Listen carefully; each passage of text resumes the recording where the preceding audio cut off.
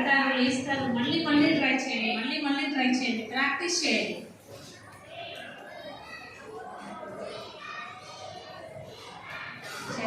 మెట్ల మీద నుంచి మెట్ల మీద పిల్లలు ఉన్నారు, వాళ్ళ లోపలికి వెళ్ళమని చెప్పు. సో మీరు ఏం చేయాలి, మళ్ళీ మళ్ళీ ప్రాక్టీస్ చేయాలి. మళ్ళీ మళ్ళీ ప్రాక్టీస్ చేయడం వల్ల ఏంటి, ఇక్కడికి వచ్చి మాట్లాడగలుగుతారు. మీ ఇంతమంది స్టూడెంట్స్ వచ్చారు కదా ఇక్కడికి, మీ పేరెంట్స్ ఎవరైనా స్టేజ్ మీద మాట్లాడగలుగుతారా? అఫ్కోర్స్ అందరూ ఆఫీసర్స్ ఉండొచ్చు, ఇంకే పని చేసుకునే వాళ్ళకి డిఫరెంట్ ఆక్యుపేషన్స్లో ఉండొచ్చు. బట్ కానీ స్టేజ్ మీదకి వచ్చి వాళ్ళ ఒపీనియన్ చెప్పగలుగుతారా? మరి మీరు పెద్దయ్యాక మీరు చెప్పగలుగుతారు. ఎంత పెద్ద క్రౌడ్లో అయినా మీరు వెళ్ళి మాట్లాడగలుగుతారు. ఏం మాట్లాడాలన్నా మాట్లాడగలుగుతారు. అది కావాలా వద్దా? వాళ్ళకి తెలియదు అంటే ఇన్ని రోజుల నుంచి ఎప్పుడు అది ప్రాక్టీస్ లేదు. సో కాబట్టి రాదు. బట్ కానీ మీరు చేయొచ్చు. అది నా ఎక్స్పీరియన్స్. ఎందుకంటే నా దగ్గర నుంచి 10th క్లాస్ అయిపోయి వెళ్ళిన వాళ్ళు నేను ఇంటర్లో, ఇంజనీరింగ్లో ప్రోగ్రామ్స్ జరుగుతుంటాయి. అవునా?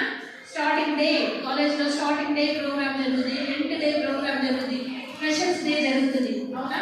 ఎవరు మాట్లాడే 20,000 మంది స్టూడెంట్స్లో మన స్కూల్ నుంచి వెళ్ళిన అమ్మాయి మాట్లాడింది హైదరాబాద్లో. ఆ కాలేజ్ ప్రిన్సిపల్ కాల్ చేశారు, ఆ నంబర్ తీసుకొని. ఏంటి మేడం మీరు ఇంత బాగా నేర్పిస్తారా పిల్లలకి మాట్లాడడం? ఎక్కడ మీ స్కూల్ అసలు? మిర్యాలగూడ అంటే మిర్యాలగూడ నాది ఎక్కడ? నల్గొండ డిస్టిక్లో ఉంది మిర్యాలగూడ. అవునా మేడం, ఇంటర్నేషనల్ స్కూల్ అనేది కాదు సార్. నా దగ్గర ఉండేది అందరూ మిడిల్ క్లాస్ పేరెంట్, మాది మిడిల్ క్లాస్ స్కూల్. బట్ మీ పిల్లలు ఇంటర్నేషనల్ లెవెల్లో మాట్లాడుతున్నారు మేడం అని అడిగారు.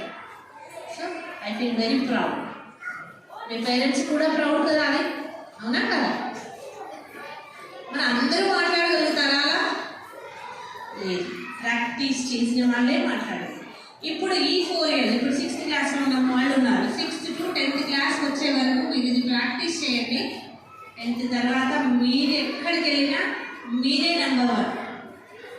ప్రోగ్రామ్ అనగానే ఫస్ట్ మిమ్మల్ని వినాలి, రెండమ్మా మీరే మాట్లాడాలి, ఫస్ట్ ప్రోగ్రామ్ మీరే స్టార్ట్ చేయాలి, మైక్ మీ చేతికి ఇవ్వాలి. స్కూల్లో తీసుకోవడం కాదు, నేను చెప్పేది మీ ఫ్యూచర్.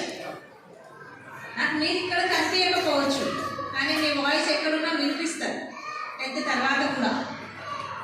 ఓకే, అది కావాలి. దానికోసం ఈ తప్పన. చదువు అన్ని స్కూల్లో ఉంది, అవునా? అందరూ స్కూల్కి వెళ్తున్నారు, అన్ని స్కూల్స్లో సబ్జెక్ట్స్ చెప్తున్నారు, అందరూ పోటీ పడుతున్నారు, అందరూ చదువుకుంటున్నారు, మీరు చదువుకుంటున్నారు. కానీ ఎక్స్ట్రాగా మీరేం ప్రాక్టీస్ చేస్తున్నారు?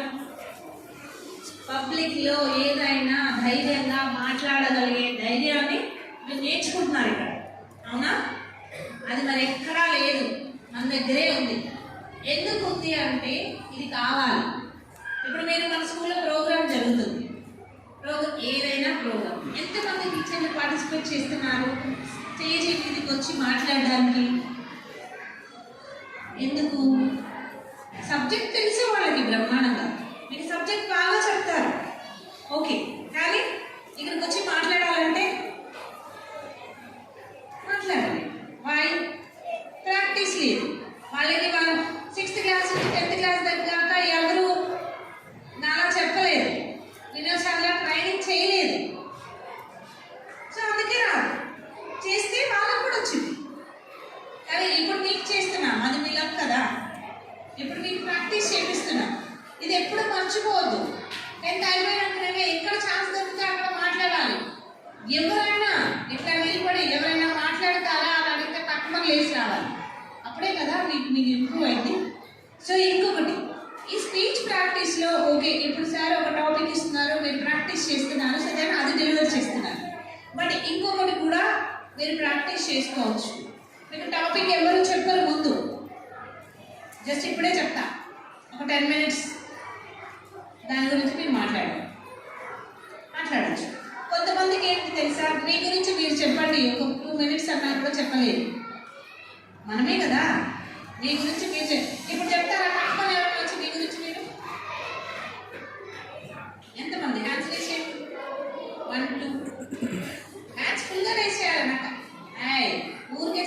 ఇప్పుడు నేను పిలుస్తాను. సరే, వీళ్ళందరినీ గుర్తుపెట్టుకోండి. వీళ్ళందరినీ